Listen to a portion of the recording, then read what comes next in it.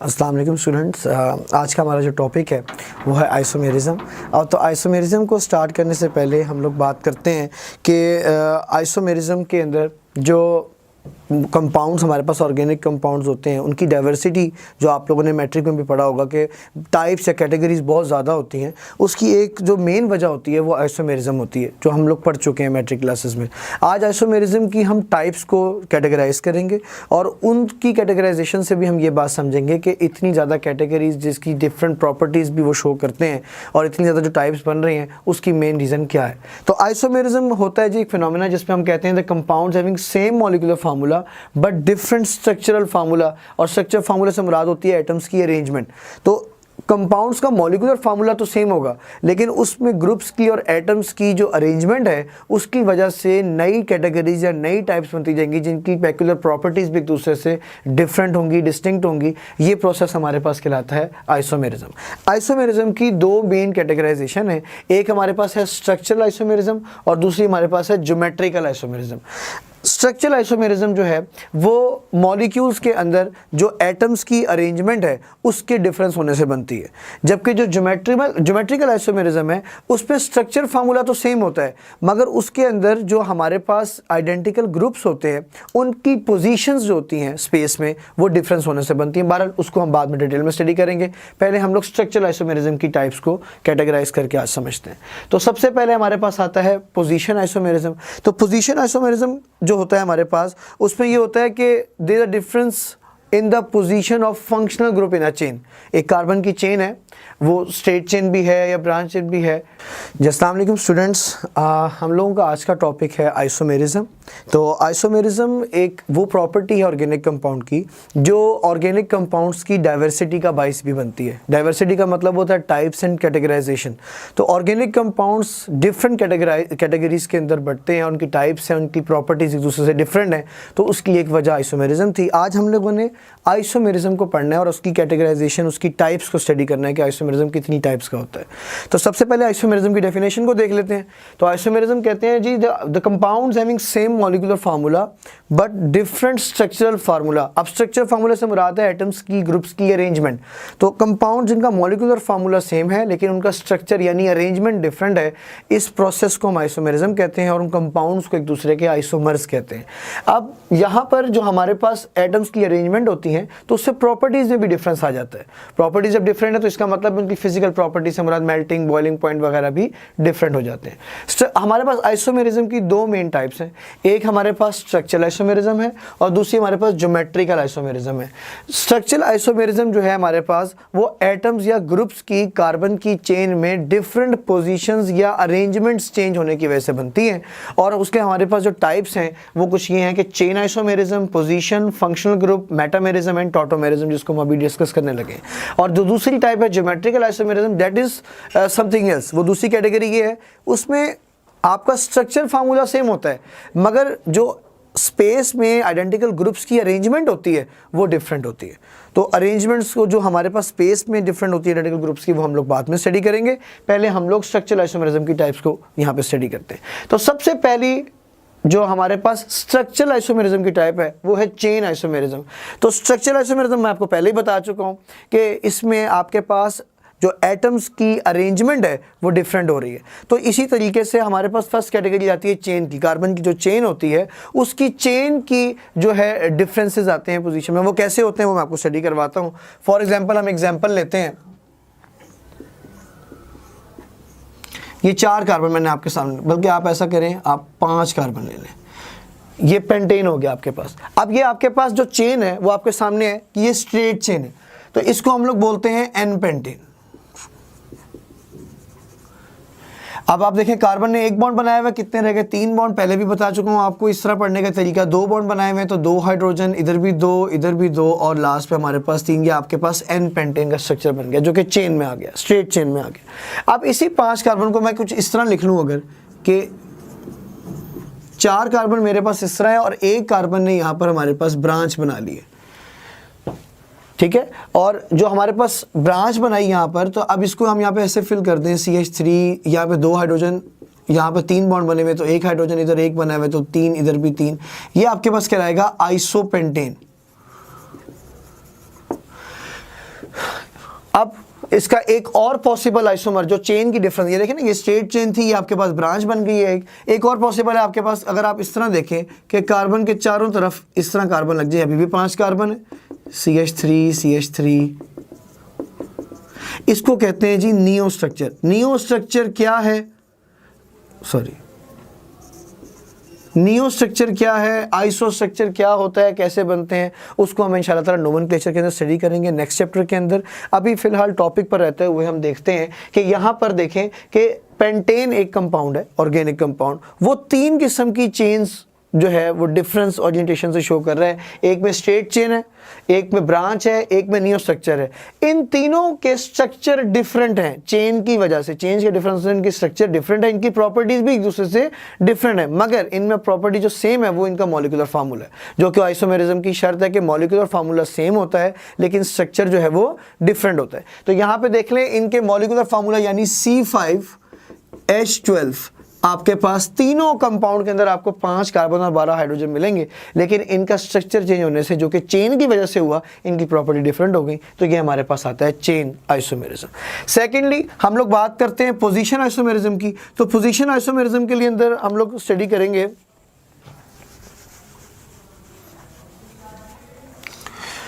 Position isomerism के अंदर हमारे पास कार्बन की चेन के अंदर जो है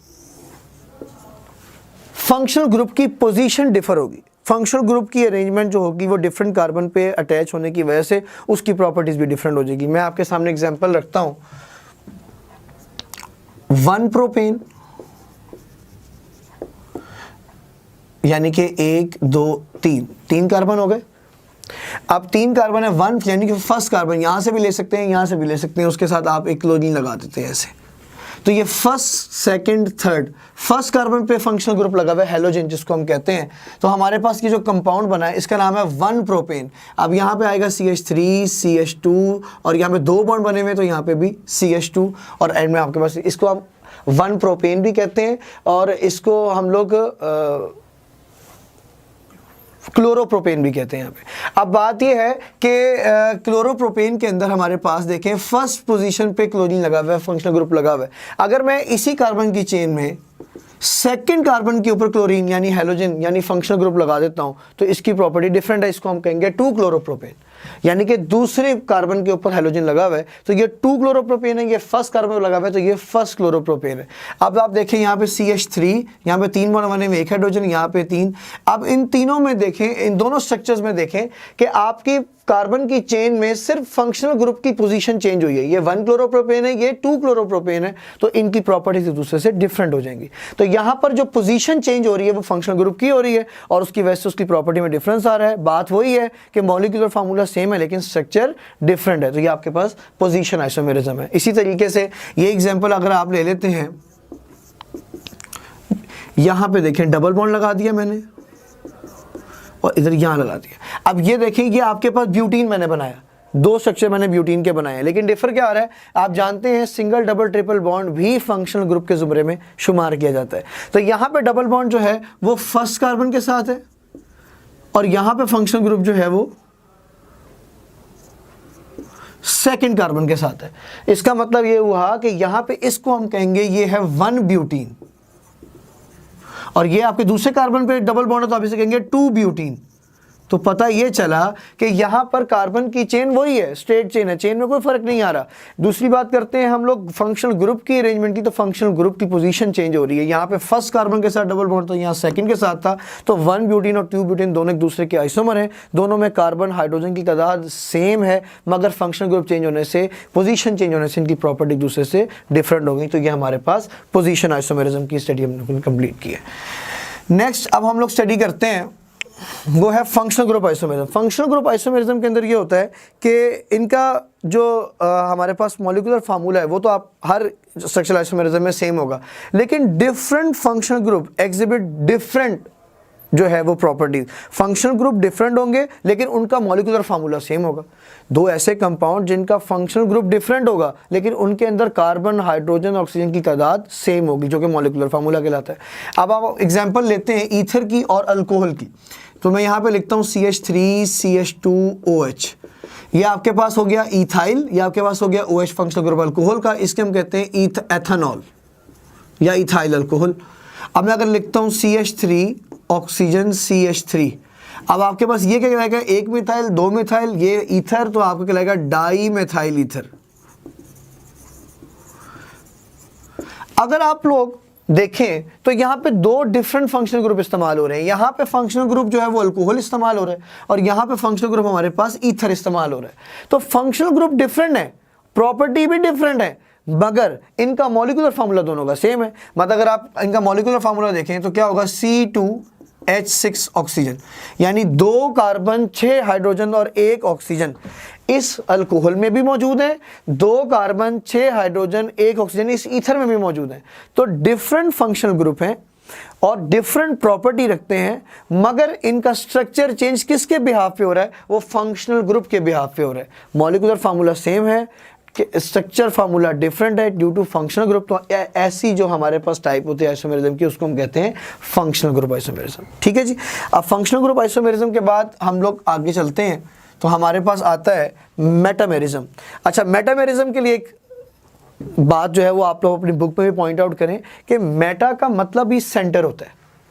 मेटा का मतलब क्या है, सेंटर। अब मेटामेरिज्म में हम क्या पढ़ते हैं कि आपके फंक्शनल ग्रुप की जो दोनों साइड्स हैं उन पे कार्बन के जो नंबर ऑफ कार्बन है वो डिफरेंट है। मतलब एक आपके पास सेंटर आपने बना लिया फंक्शनल ग्रुप का और उसकी दोनों साइड्स को हम लोग स्टडी कर रहे हैं, तो दोनों साइड पे कार्बन की चेन इक्वल नहीं है, अनइक्वल है। और अनइक्वल होने की वजह से हमने जो उसको पिवट कहते हैं हमने इस कंपाउंड में पिवट जो बनाया वो सेंटर को वो मेटा का लफ्ज यूज किया यानी फंक्शनल ग्रुप के लिए, और उसकी दोनों साइड पे unequal distribution of chain of carbon हमने यहाँ पे इस्तेमाल करनी है, तो उसको मेटामेरिज्म कहते हैं। फॉर एग्जाम्पल मैं आपके सामने ईथर की ही एग्जाम्पल रखता हूँ, ये रहा ऑक्सीजन। एक और एग्जांपल में ईथर की रखते हैं, ये भी ऑक्सीजन, ये आपका सेंटर हो गया जिसको मेटा का लफ्ज यूज किया, जिसको पिवट के लिए आपने इस्तेमाल किया, व्हाटएवर यू से। तो अब यहां पर मैं लगाता हूं CH3, यानी कि सॉरी इस तरह नहीं, आपको मैं इस तरह एग्जांपल देता हूं, इधर 1 कार्बन, इधर 2 कार्बन। ठीक है। अब यहां पर इधर 1 कार्बन, इधर भी 2 कार्बन और इधर भी 2 कार्बन। अगर आप देखें तो यहाँ पे ऑक्सीजन के लेफ्ट साइड पे 1 कार्बन है, यानी आपके फंक्शनल ग्रुप के लेफ्ट पे 1 कार्बन है, राइट साइड पे आपके 3 कार्बन है।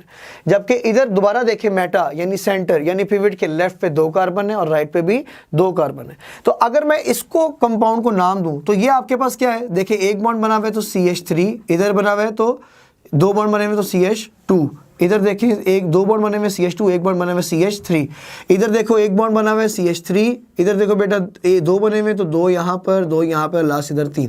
तो आपके पास देखें कि यहाँ पे 3 कार्बन, इधर 1 कार्बन, इधर भी 2 कार्बन, इधर भी 2 कार्बन, यानी कि डिस्ट्रीब्यूशन डिफरेंट हो रही है, फंक्शनल ग्रुप सेम है। लेकिन अब क्या हो रहा है यहाँ पर कि इसका नाम क्या होगा, इस कंपाउंड का नाम क्या है, तो ये ईथर। अब नेमिंग में आपको पता है कि 2 अल्काइल ग्रुप लगे हुए।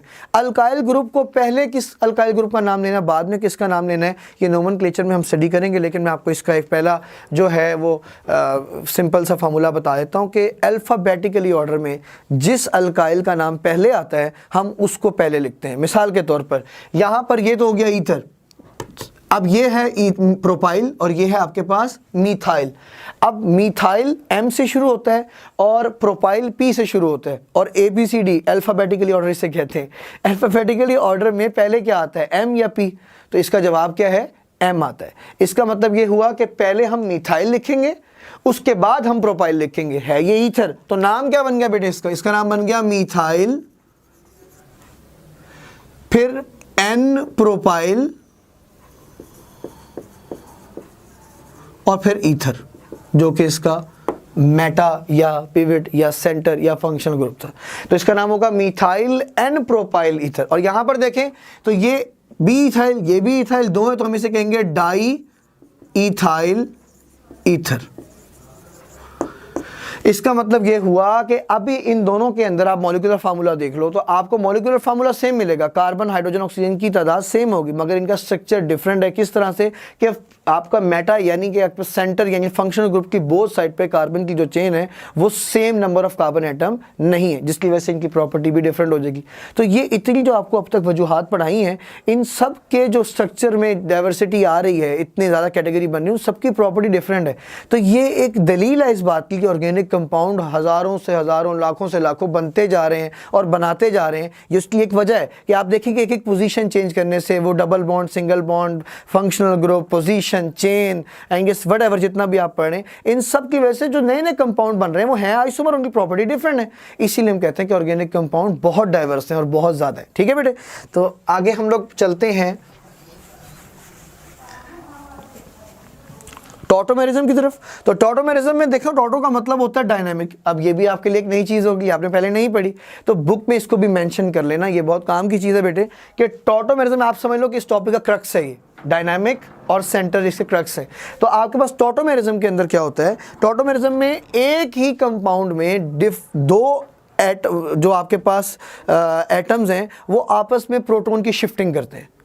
और डायनामिक का मतलब ही क्या है, मूवमेंट यानी कंटिन्यू। तो वो बहुत स्मॉल इंस्टेंट के लिए होता है और वो इंटरकन्वर्टेबल होता है। इसलिए आप कहते हैं कि दो स्टेट्स आप मैं यहाँ पे बनाऊंगा जिसके अंदर एक ही कंपाउंड के अंदर प्रोटॉन शिफ्ट हो रहा है, जो कि मुसलसल नहीं रहेगा उसके पास, वो कभी उसके पास रहेगा, कभी उसके पास वापस आ जाएगा, कभी उसके पास रहेगा, कभी उसके पास वापस आ जाएगा। इसीलिए हम कहते हैं कि this is the movement, this is dynamic and this is known as tauto and this is process is tautomerism.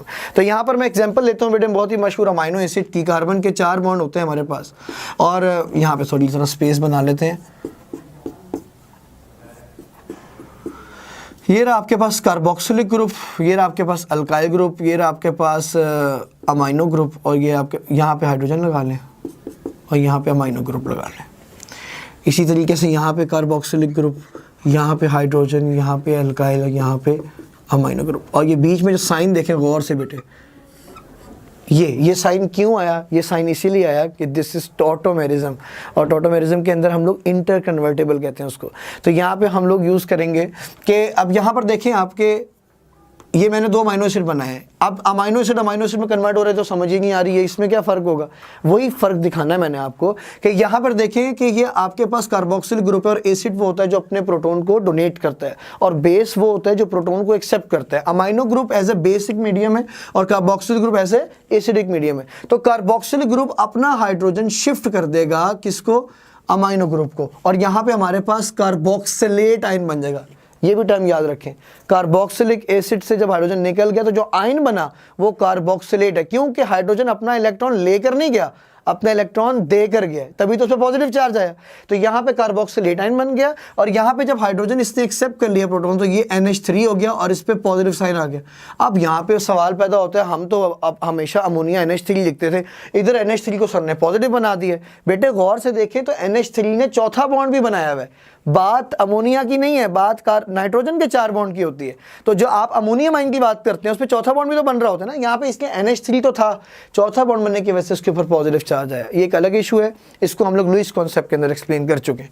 बहरहाल अब आप ये देखें कि इंटरकन्वर्टेबल का साइन का मतलब ये है कि ये कार्बोक्सिलेट आयन का बनना और कार्बोक्सिलिक एसिड का बनना, अमाइनो ग्रुप का बनना और अमोनियम आयन का बनना इंटरकन्वर्टेबल है और मूवमेंट में है, हमारे पास डायनामिक में है। इसलिए हम इसको कहते हैं कि ये प्रोटॉन की shifting with in a molecule different atom के अंदर हो रही है, जो कि होती जा रही है, कंटिन्यू है। इसको हम कहते हैं टॉटोमेरिज्म।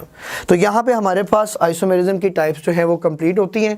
मैंने आपको स्ट्रक्चर आइसोमेरिज्म के बारे में बताया था कि position, chain, functional group, tautomerism, metamerism की वजह से पोजीशंस को चेंज करने से, प्रॉपर्टीज डिफरेंट होने से हम लोग आइसोमर्स बनाते हैं और आइसोमेरिज्म के स्ट्रक्चर को स्टडी करते हैं। तो ये हमारा स्ट्रक्चरल आइसोमेरिज्म यहाँ कंप्लीट होता है। And last but not least हमारे पास आता है ज्योमेट्रिकल आइसोमेरिज्म।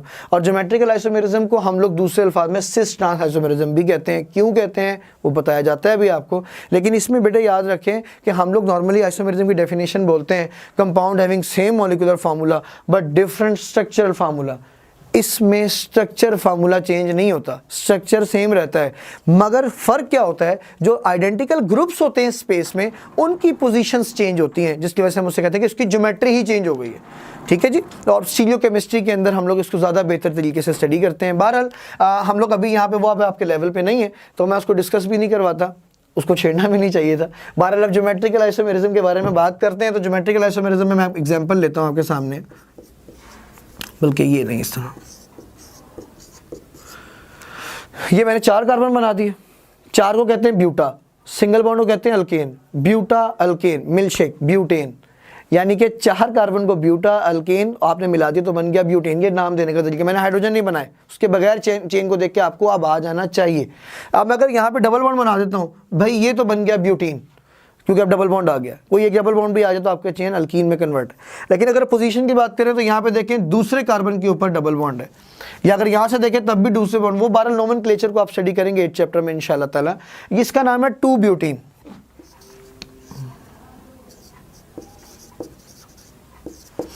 अब अगर मैं हाइड्रोजन देखूं तो यहाँ पे एक बॉन्ड बना हुआ है 3, इधर 3 बने हुए हैं, एक हाइड्रोजन आ जाएगा। इधर भी आपके पास 3 हाइड्रोजन है, 3 बॉन्ड बने हुए हैं तो एक हाइड्रोजन, इधर भी आपके पास 3 आ जाएगा। अब अगर मैं इसका देखूं स्ट्रक्चर के अंदर जो इसका स्पेस में ज्योमेट्रिकल अरेंजमेंट आती है तो वो किस तरह होगी। मैं यहाँ पे कार्बन बनाता हूँ ऐसे, डबल बॉन्ड कार्बन। अब इस कार्बन के साथ आपके पास यहाँ पर एक ये हाइड्रोजन लगा हुआ है, या यहाँ पे मिथाइल बना लें आप आसानी के लिए, और दूसरा क्या लगा हुआ है कार्बन के साथ, हाइड्रोजन। ये कार्बन के साथ ये अटैच है ना दोनों चीज़ें।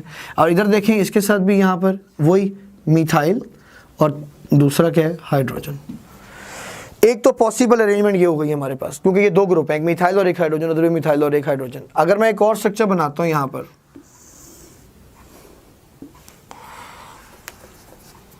यही है यहाँ पे स्ट्रक्चर देखें आप, कार्बन डबल बॉन्ड कार्बन। अब ये मिथाइल, ये हाइड्रोजन, और इधर अब हाइड्रोजन को यहाँ लिख दें और मिथाइल को नीचे लिख दें। अब आप देख सकते हैं कि इसकी ज्योमेट्री में मिथाइल ग्रुप दोनों एक दूसरे के सामने सेम फंक्शन, सेम आपका फंक्शन ग्रुप आमने सामने आ गया। तो एक टोटका जिसको निमोनिक्स कहते हैं, मैं आपको वो दे देता हूँ कि इसको याद रखने के लिए याद रखें, स्पेस पे अगर सेम फंक्शन ग्रुप आमने सामने है तो उसको हम कहते हैं सिस आइसोमर। क्या कहते हैं जी, सिस। अब सिस के एंड में एस आता है, ठीक है, और सेम के शुरू में एस आता है, तो सेम फंक्शन ग्रुप आमने सामने, तो आप इसको याद रख लें। ये पढ़ाने का तरीका नहीं है, ये केमिस्ट्री में कोई लॉजिक नहीं है, ये केमिस्ट्री के अंदर कोई लॉ नहीं है, कोई थ्योरी नहीं है, ये सिर्फ बताने के लिए एक टोटका है, याद रखने के लिए कि जब आपके सेम फंक्शन ग्रुप सामने होंगे तो वो सिस स्ट्रक्चर होगा। सेम और सिस वर्ड भी मिलते जुलते हैं, उनका जो है फोनिक्स भी मिलता जुलता है, इसलिए आप इसको ऐसे याद रख लें कि सेम फंक्शन ग्रुप आमने सामने आ जाए तो वो सिस स्ट्रक्चर है, और जब क्रॉस में आए या आप देख लें कि आमने सामने डिफरेंट हो जाए तो उसको आप लोग ट्रांस स्ट्रक्चर बोलते हैं। तो ये आपके पास सिस स्ट्रक्चर है, ये आपके पास ट्रांस स्ट्रक्चर है। दोनों की प्रॉपर्टी एक दूसरे से डिफरेंट है, स्ट्रक्चर सेम है, मगर ज्योमेट्रिकली डिफरेंट क्या है कि इनकी स्पेस में अरेंजमेंट डिफरेंट है। तो ये आपके पास सिस ट्रांस आइसोमर हो गया। ठीक है जी। अगर मैं बात करता हूं कि ये मिथाइल ग्रुप है और दूसरा हाइड्रोजन ग्रुप है, तो 2 ग्रुप का नाम है मिथाइल और हाइड्रोजन। अगर मिथाइल की जगह प्रोपाइल हो जाए, इधर मैं प्रोपाइल लगा दूं, C2H5, सॉरी इथाइल लगा दूं, और यहां पर मिथाइल लगा हुआ है। अब बात यह है कि सर ये तो मिथाइल है लेकिन ये इथाइल है। बेटे बेशक इथाइल मिथाइल दोनों डिफरेंट है, मगर फैमिली तो एक है ना। तो आइडेंटिकल ग्रुप से मुराद फैमिली है, उस फैमिली के कोई भी मेंबर हो सकते हैं। मैं अल्काइल लेफ्ट पे कोई भी ले लूं, राइट पे कोई भी ले लूं, हमने ज्योमेट्री को देखना है, उसके कार्बनों की तादाद या उसके नाम को नहीं देखना, हमने उसकी फैमिली को और उसकी बिलोंगेशन को देखना है। यहाँ पर इथाइल आ गया, यहाँ मिथाइल आ गया। अब कहने को तो मिथाइल नहीं डिफरेंट है, ये तो और कंडीशन बन गई, लेकिन बेटे ये भी ट्रांस ही कहलाएगा। इसी तरीके से यहाँ पर अगर मैं लिख देता हूँ C5H11 पेंटाइल लिख रहा हूँ, यहाँ मिथाइल है वहाँ पेंटाइल है। अब दोनों सेम तो नहीं है, मतलब ये कि एक और कैटेगरी बन गई ना कि मिथाइल होता उधर भी मिथाइल होता तो हम सिस कहते हैं, ये भी अल्काइल है वो भी अल्काइल। तो सेम ग्रुप या सेम फैमिली को भी देखा जाता है, अगर वो भी है तो हम भी उसको सिस ट्रांस में शुमार करते हैं। अब अगर इसी तरह एग्जांपल लेता कि मैं यहाँ पर क्लोरीन लगा देता हूँ, यहाँ पर ब्रोमीन लगा देता हूँ, लेकिन देखो दोनों हैं हेलोजन और हेलोजन एक दूसरे के सामने है, सेम है फंक्शनल ग्रुप, हाइड्रोजन वाला, तो बेशक क्लोरीन ब्रोमीन उस फैमिली से डिफरेंट है लेकिन है तो सेम प्रॉपर्टी वाले, तो वो भी सिस और ट्रांस में शुमार किए जाते हैं। अगर सेम ग्रुप वाले फैमिली के करेक्टरिस्टिक वाले फंक्शनल ग्रुप सामने आ जाएं वो भी सिस हैं, और जब ऑपोजिट में आ जाएं तो वो trans isomers and the phenomena is cis trans और ज्योमेट्रिक आइसोमेरिज्म। तो इनका जो दूसरा नाम होता है ज्योमेट्रिकल का, उसको हम कहते हैं cis and trans. Cis and trans isomerism है। और दूसरी बात जो अहम है वो ये है कि only alkenes exhibits this isomerism. इसकी क्या वजह है कि जी अल्केन और अल्काइन ये आइसोमेरिज्म शो नहीं करते? उसकी वजह ये है कि कार्बन जो होता है सिंगल बॉन्ड, उसमें ये होता है कि इसमें रोटेशन होती है, बॉन्ड की रोटेशन होने से क्या होता है कि जो आइडेंटिकल ग्रुप होता है उसकी कोई पोजीशन फिक्स ही नहीं हो पाती, वो रोटेट करता है, जिसकी वजह से रोटेशन से आप कोई पोजीशन फिक्स नहीं कर पाते, तो आप बता ही नहीं सकते कि जब पोजीशन फिक्स नहीं है तो वहाँ पे कौन सा ग्रुप जो है वो ठहर रहा है 3 डायमेंशन में। तो आपके पास ना कोई पोजीशन है जिस पे आप उसको ठहरवाएं और उसकी कोई प्रॉपर्टी को स्टडी करें। इसलिए हम कहते हैं कि अल्केन जो होते हैं वो सिस ट्रांस आइसोमेरिज्म शो नहीं करते। अब बात करते हैं अल्काइन की। सिंपल सी बात है, अल्काइन आपको पता है 180 एंगल पे, या आप कह लें कि लीनियर स्ट्रक्चर रखते हैं। लीनियर स्ट्रक्चर रखने से फिर वही वाली बात है, 3 डायमेंशन के अंदर पोजीशंस नहीं आती, जहाँ पे जिस पे वो 3 डायमेंशन में अपने आइडेंटिकल ग्रुप या स्पेस जिसको आप कह रहे हैं 3 डायमेंशन बना के, उसके अंदर कोई आइडेंटिकल ग्रुप कहीं पे ठहरते नहीं, या फिर पोजीशन ही नहीं है, यहाँ पर तो ऑप्शन ही नहीं है। तो ये भी हमारे पास जो है वो सिस ट्रांस आइसोमेरिज्म शो नहीं करते। अल्केन क्यों नहीं करते? उनमें रोटेशन होती है। और अल्काइन क्यों नहीं करते? क्योंकि उनका लीनियर स्ट्रक्चर होता है, स्पेस के अंदर पोजीशन ही नहीं है उस ग्रुप को रखवाने की। तो ना अल्केन आइसोमेरिज्म शो करते हैं सिस ट्रांस का, ना अल्कीन शो करते हैं।